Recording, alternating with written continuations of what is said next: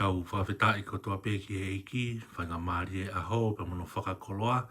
tau unu mai ai ke hoko atu e tau porokalama, lotu hufia, platform e tau pe moko i sisu, kau maa no ngai kaweinga, ko omi he iki maa ki tau tolu, ke tau hufia. On koe ko taitari fia ki mo tolu ko toa pē, a koe ke whanongo mai me he o pē.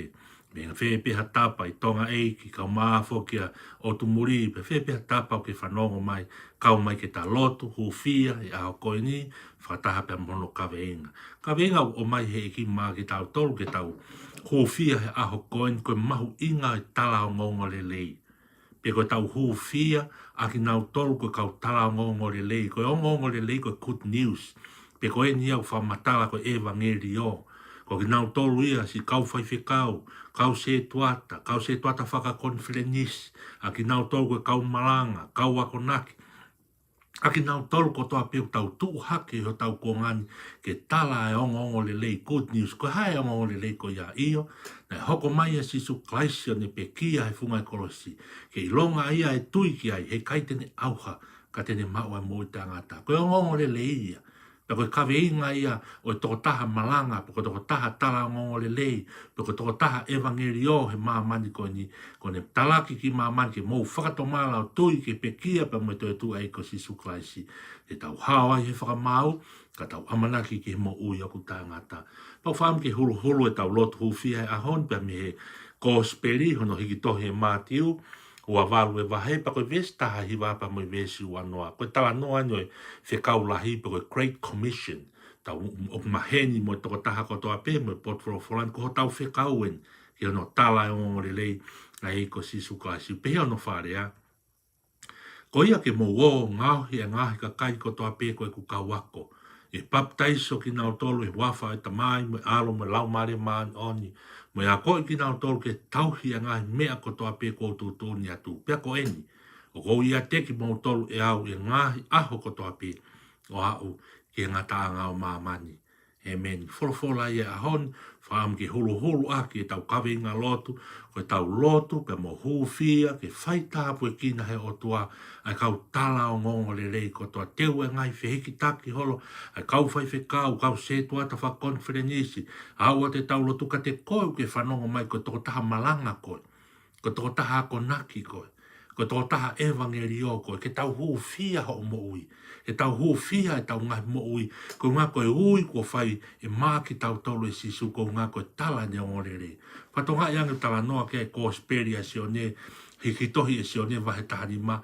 wholofola tonu a sisu, o kui kai ko ki tau tolu nā tau whiria, ka ko sisu, ka koe o tuau ne whiri ki tau tolu, ke tala ne o ngorere. Whaam ke tau tuu o tau kuonga mo tau ahoni, tuu he mo ne wholofola, tau kawe, ne ongo tau kai pe whea ne kina ki tau toko ngā ko tau tuu he mo ne wholofola koia.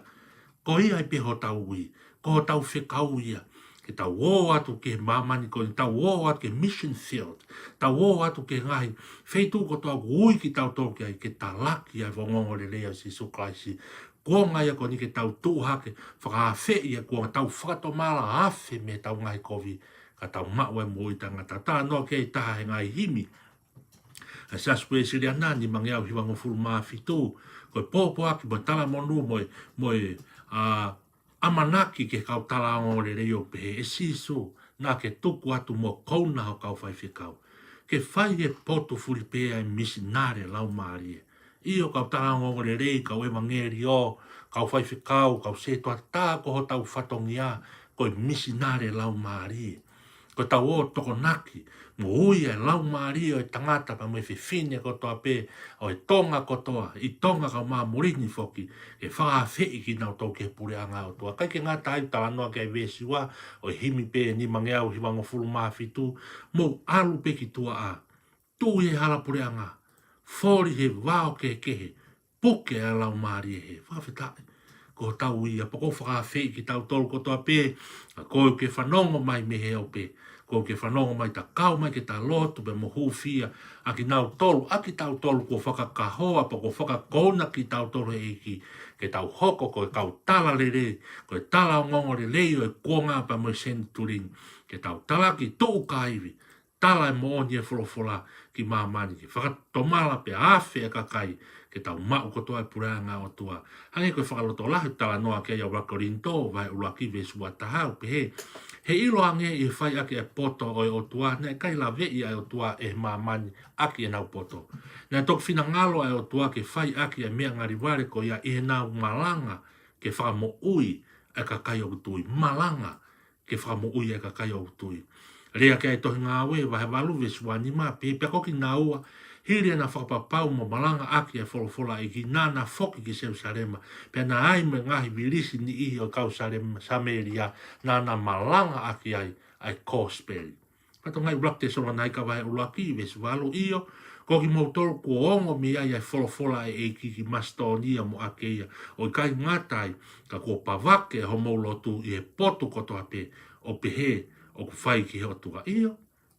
O tau ngā weia. O tau papi taiso hanga i lau maari. Papi taiso agi ai lau maari maandon hono malanga i e mo oni e whorofora i ho tau kuonga. Kaike, ko tau kawi ngā lotu i a hon, pe mono ngai holu, mono ngai pot whorofora. Mo e whakaloto lahi pe me platform e tau pe mo koi sisu. Pau ke whanongo mai koe whaiwhi kau koe. Koe se tuata koe, koe toko taha malanga koe, koe toko taha konaki koe, koe toko taha ngāwe whaka evangeli o koe, pe koe toko taha koe ke whaka amu ke hoko koe tala o ngore re, mau tuku ke tau lotu, mo tala mo nu atu, ke o atu heki haivi moa malo, ko tau ngā whaini, ke tau tuu haki he senturi ua tahani moho tau kongani, ke talaki o ngore re o Sisu Klaisi, talaki o ngore re he o pe, Facebook, YouTube, ngai platform e social media, talaki he o pe, kai ke ngata pe, e ngahi pulpit, pe koe ngahi tūnga malanga o i whare lotu, talaki o ngore rei hoto loto whare, hoto whamiri, talaki o ngore rei he ngai whioi anga e tano a,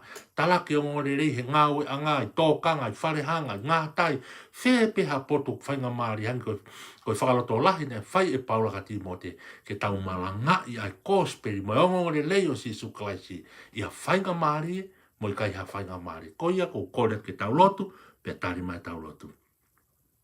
O toa mafi whawhetai, pa toi whawhetai, whainga maari o e aho koin, mau unu mai ke mau lotu, pa mau hufia, e kau tala o ngongore rei ko toa pe i tonga kau maa mori foki. Ai si kau whaiwhekau, e kau se tuata, e kau malanga, kau ngau e whaka evangeli o he ngā sias whaka karisiani, aki mau tolu, mau whaamke, mau tūhake, koe hoko koe kau tala o ngongore rei, ko mau ngā whae, ke mau fori he wao ke, komi e lau maari he, ko mau i en ke mau hoko ko kau misinare lau maari o kai ko mau i aki mau tolu ke mau roo toi whai hangahi mea kehe, he ngahi materi o awhi ai, he mau toka ngā mi he ui a awhi ona whai maa ki mau, koe mau ui, ke mau alu atu ke mission field, ke ngahi potu ngāwe, ke ngahi siasi, ke ngahi virisi, pe ke whepeha tapa he mamani, ke mau o whaka mo oi lau maari, aki e mau talaki, ko Sisu Klaisi pe ke mau tui ki ai, ke ne pe kia, pe mo ne toi tu iyo, awhi mea ko vio whakatomara, maua Sisu,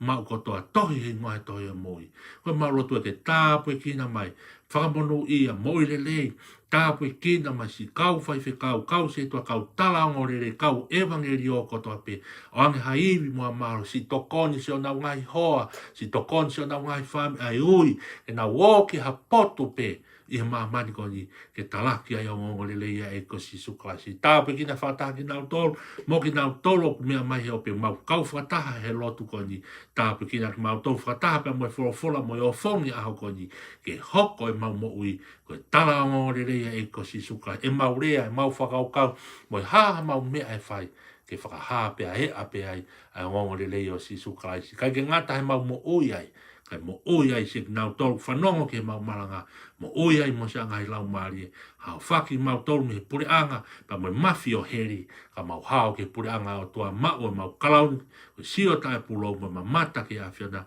mo e whiohi ta ngata me a whiona. Ko mau lotu e mau hu, ua whao Sisu Klaisi ka mau whao mo ui. Amen.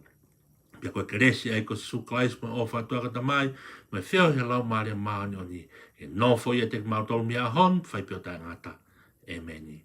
Tohi foko e fu mata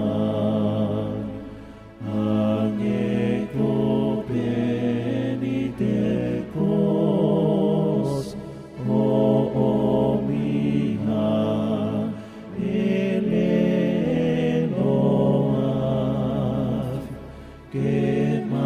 faale